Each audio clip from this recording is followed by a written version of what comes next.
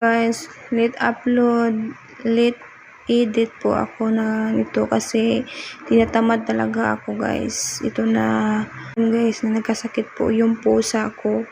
So as in, hindi na siya kakain. Siya uminom ng tubig. So sobrang worry ko na talaga kung anong gagawin ko sa aking mahal na pusa. Talaga ako mag-alaga ng pusa ko guys. So guys, napagmahal ko na yan. Kasi yan po yung kasama ko pag gabi, araw. Yan po ang kasama ko doon sa bahay. So, kailangan ko talaga siyang alagaan. Guys, parang siyang tao. Kasi sobrang init talaga yung ulo niya guys. At yun nga, siya ng gamot. Ang sobra palang mahal ng mga gamot sa alaga. Pa sa gamot ng tao. Ayun talaga, cat lovers ako at dog lovers ako.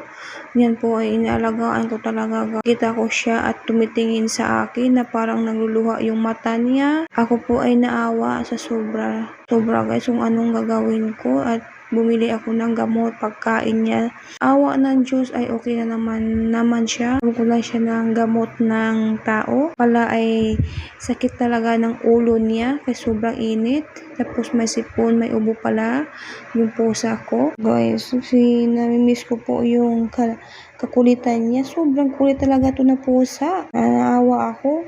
At iniisip ko anong gagawin ko at yan po ay minamasag-masag ko po yung ulo niya.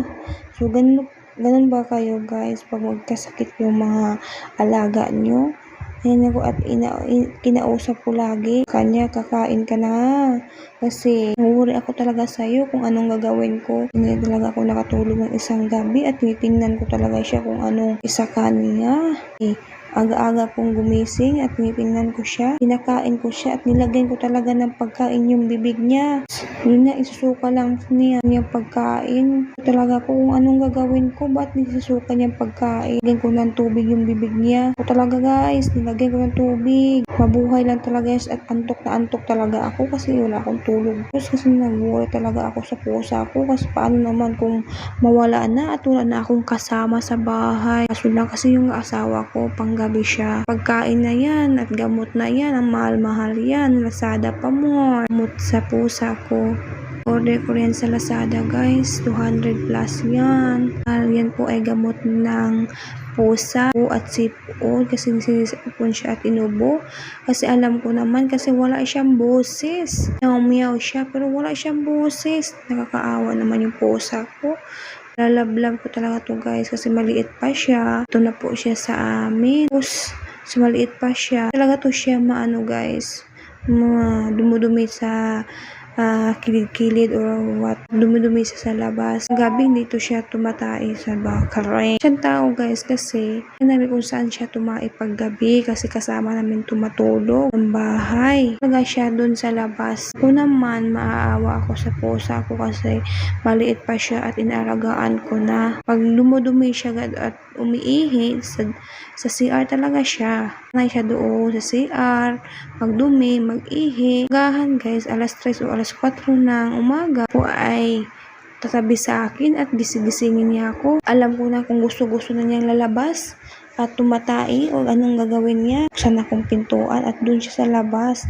Takbo na takbo talaga siya dun sa labas. Kung asan siya pupunta ay magdudumi pala siya. Diba? Ang galing ng pusa ko guys. Tama, dumihin. Ito guys kasi lagi ko itong niligo araw-araw. Yung maliliit pa siya. Almot nitong pusa na to. Yan na. Kinakat yung nails niya. Ako para hindi ako charing. Oo, parang baby ang alaga akong pusa, Ganun talaga magmahal guys pag pusa. Para may kasama sa bahay. Kasama ko siya sa bahay guys. Hindi ako kasi may kasama ako. Kaysa ako lang mag-isa matulog. So yung mata ko black eye pa mo. So talaga akong ganyan guys. Ganyan yung mata ko. Oo. Antok na talaga ako. Isip ko ano mangyari sa pusa ko. So inalagaan ko talaga siya. Buhay, sharing, ganun talaga magmahal. Guys, kasi mabait kasi itong pusa ko. For watching video.